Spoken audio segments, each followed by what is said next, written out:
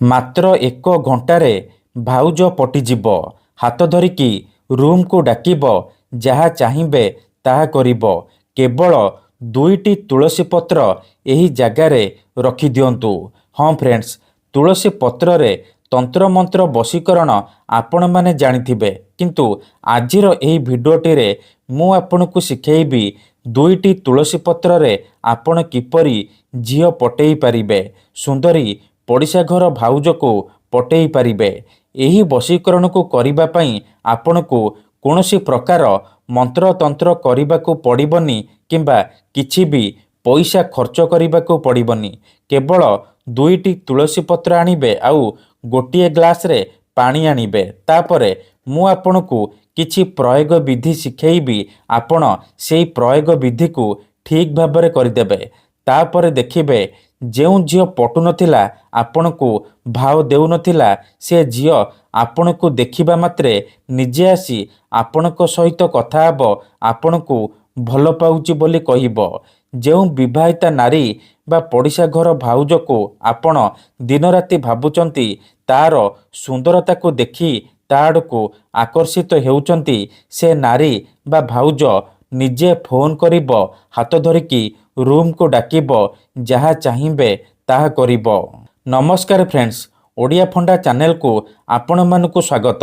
ଯଦି ଆପଣ କେଉଁ ଝିଅକୁ ମନେ ମନେ ଭଲ ପାଉଛନ୍ତି, କିନ୍ତୁ ଯେତେ ଚେଷ୍ଟା କଲେ ମଧ୍ୟ ତାକୁ ପଟେଇ ପାରୁନାହାନ୍ତି, ତାକୁ ନିଜର ମନ କଥା କହିବାକୁ ଡରୁଛନ୍ତି, ଆଉ ଆପଣ ଚାହୁଁଛନ୍ତି କି ସେ ଝିଅ ନିଜେ ଆସି ଆପଣଙ୍କୁ ଭଲ ପାଉଛି ବୋଲି କହୁ, ତେବେ ଆଜିର ଏହି ଭିଡ଼ିଓଟିକୁ ମୂଳରୁ ଶେଷ ପର୍ଯ୍ୟନ୍ତ ପୁରା ଧ୍ୟାନ ସହିତ ଦେଖନ୍ତୁ।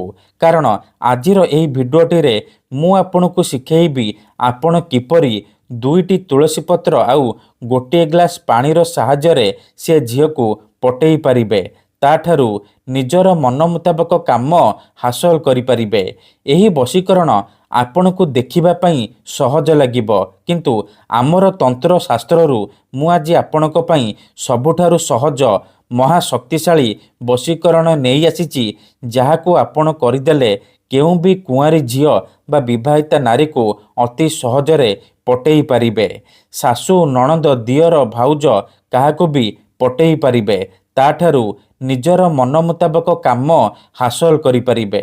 ତେବେ 2ଟି ତୁଳସୀ ପତ୍ରର ଏହି ବଶୀକରଣ ଆପଣ କିପରି କରିବେ, କେମିତି କରିବେ, ଏହାର ପ୍ରୟୋଗ ବିଧି କ'ଣ, ମୁଁ ଆପଣଙ୍କୁ ଶିଖେଇବି। ସମ୍ପୂର୍ଣ୍ଣ ପ୍ରୟୋଗ ବିଧି ଠିକ୍ ଭାବରେ ଶିଖେଇବି। ଜାଣିବା ପାଇଁ ଭିଡ଼ିଓଟିକୁ ମୂଳରୁ ଶେଷ ପର୍ଯ୍ୟନ୍ତ ପୁରା ଧ୍ୟାନ ସହିତ ଦେଖନ୍ତୁ। ଅଧାରୁ ଛାଡ଼ିକି ପଳେଇଲେ କିମ୍ବା କାଟି କାଟି ଦେଖିଲେ ଆପଣ କିଛି ବି ବୁଝିପାରିବେନି। ପରେ କମେଣ୍ଟ କରିବେ, ଗୁରୁଜୀ ଆପଣଙ୍କର ବଶୀକରଣ କାମ କରୁନି। ଦେଖନ୍ତୁ, ଯେଉଁପରି ଆପଣ ଭଗବାନଙ୍କୁ ମାନୁଛନ୍ତି, ଭଗବାନଙ୍କ ଉପରେ ବିଶ୍ୱାସ ରଖିଛନ୍ତି, ନିଜର ସବୁ ଦୁଃଖ କଷ୍ଟ ଅସୁବିଧା ଭଗବାନଙ୍କୁ ଜଣାଉଛନ୍ତି, ଯଦି ସେ ଅସୁବିଧାର ସମାଧାନ ନ ହେଲା, ତାର ମାନେ ନୁହେଁ କି ଭଗବାନ ନାହାନ୍ତି। ସେହିପରି ମନ୍ତ୍ରତନ୍ତ୍ର ହୁଏ, ବଶୀକରଣ କାମ କରେ, କିନ୍ତୁ ଏହାକୁ ଆପଣଙ୍କୁ ସିଦ୍ଧ କରିବାକୁ ପଡ଼ିବ। ପ୍ରୟୋଗ ବିଧିକୁ ଠିକ୍ ଭାବରେ କରିବାକୁ ପଡ଼ିବ। ମୁଁ ଆପଣଙ୍କୁ ଯେମିତି ଶିଖେଇବି ଆପଣଙ୍କୁ ଠିକ୍ ସେହିପରି କରିବାକୁ ପଡ଼ିବ। ତେବେ ଯାଇ ମୁଁ ଆପଣଙ୍କୁ ଗ୍ୟାରେଣ୍ଟି ଦେଉଛି ଆପଣ ଯେତେ ସୁନ୍ଦରୀ ଝିଅ ବା ସୁନ୍ଦରୀ ଭାଉଜକୁ ଚାହିଁବେ, ମାତ୍ର 1 ଘଣ୍ଟା ଭିତରେ ତାକୁ ପଟେଇ ପାରିବେ, ତାଠାରୁ ନିଜର ମନ ମୁତାବକ କାମ ହାସଲ କରିପାରିବେ। ସିଏ ନିଜେ ଆପଣଙ୍କ ପାଖକୁ ଆସିବ, ମିଳନ ପାଇଁ କହିବ। ତେବେ ଏହି ବଶୀକରଣ ବିଧି ଜାଣିବା ପୂର୍ବରୁ ଯଦି ଆପଣ ଆମ ଚ୍ୟାନେଲକୁ ପ୍ରଥମ ଥର ଆସିଛନ୍ତି, ତେବେ ଦୟାକରି ଚ୍ୟାନେଲକୁ ସବସ୍କ୍ରାଇବ୍ କରି ପାଖରେ ଥିବା ବେଲ୍ ଆଇକନ୍କୁ ମଧ୍ୟ ଦବାଇ ଦିଅନ୍ତୁ, ଯାହାଦ୍ୱାରା ଆମେ ଯେଉଁ ବି ଭିଡ଼ିଓ ଅପଲୋଡ଼ କରିବୁ ସର୍ବପ୍ରଥମେ ଆପଣ ଦେଖିପାରିବେ ଆଉ ତାର ଲାଭ ପାଇପାରିବେ। ତେବେ ମନେ ରଖନ୍ତୁ, ଏହି ବଶୀକରଣ ବିଧିକୁ ଆପଣ କେଉଁ ବି ବାରରେ କରିପାରିବେ, କିନ୍ତୁ ଯେବେ ବି କରିବେ ଦିନ 11ଟାରୁ ଦିନ 3ଟା ମଧ୍ୟରେ ଏହି ବଶୀକରଣକୁ କରିବେ। ଭଲ ଭାବରେ ହାତ ଗୋଡ଼ ଧୋଇକି ଏହି ବଶୀକରଣ ଆରମ୍ଭ କରିବେ। ପ୍ରଥମେ ଆପଣ କ'ଣ କରିବେ, 2ଟା ତୁଳସୀ ପତ୍ର ଆଣିବେ ଆଉ ଗୋଟିଏ ଗ୍ଲାସରେ ପାଣି ଆଣିବେ। ତାପରେ ଗୋଟିଏ ତୁଳସୀ ପତ୍ରରେ ସେଇ ଝିଅ ବା ମହିଳାର ନାମ ଲେଖିବେ, ଯାହାକୁ ଆପଣ ପଟେଇବାକୁ ଚାହୁଁଛନ୍ତି। ଆଉ ଗୋଟିଏ ତୁଳସୀ ପତ୍ରରେ ଆପଣ ନିଜର ନାମ ଲେଖିବେ। ଦେଖନ୍ତୁ ମୁଁ ଏଠି ଝିଅର ନାମ ଲେଖିଛି ଲିପି, ଆଉ ପୁଅର ନାମ ଲେଖିଛି ରାଜା। ଆପଣ ବି ଏଠି ଝିଅର ନାମ ଲେଖିବେ, ଆଉ ଗୋଟିଏ ତୁଳସୀ ପତ୍ରରେ ନିଜର ନାମ ଲେଖିବେ। ନାମ ଲେଖି ସାରିବା ପରେ ତୁଳସୀ ପତ୍ରକୁ ଆପଣ ଏହିପରି ପାଣି ଗ୍ଲାସରେ ପକାଇଦେବେ। ଧ୍ୟାନ ସହିତ ଦେଖନ୍ତୁ, ମୁଁ ଯେମିତି କରୁଛି ଆପଣ ଠିକ୍ ସେହିପରି କରିବେ, କିଛି ବି ଭୁଲ ଭାଲ କରିବେନି। ଦେଖନ୍ତୁ ଏହିପରି ପାଣି ଗ୍ଲାସରେ ପକାଇଦେବେ। ତାପରେ ଏ ପାଣି ଗ୍ଲାସର ମୁହଁକୁ ଏହିପରି ବନ୍ଦ କରିକି ଧରିବେ। ତାପରେ 7 ଥର ସେ ଝିଅର ନାମ କହିବେ, ଆଉ 7 ଥର ନିଜର ନାମ କହିବେ। ନାମ କହିସାରିବା ପରେ ଆପଣ କହିବେ, ଦୁହାଇ ହେ ଅଘୋରୀ ବାବା କି, ଦୁହାଇ ହେ ଅଘୋରୀ ବାବା କି, ଦୁହାଇ ହେ ଅଘୋରୀ ବାବା କି। ଏହିପରି ଆପଣ 3 ଥର କହିବେ।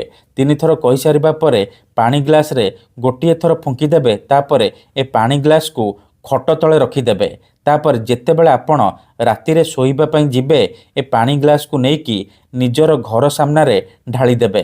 ଗ୍ୟାରେଣ୍ଟି ଦେଉଛି, ଏତିକି କରିଦିଅନ୍ତୁ, ସେ ଝିଅ ହେଉ ବା ବିବାହିତା ନାରୀ ଆପଣଙ୍କ ଆଡ଼କୁ ଆକର୍ଷିତ ହେବାକୁ ଲାଗିବ। ଧନ୍ୟବାଦ।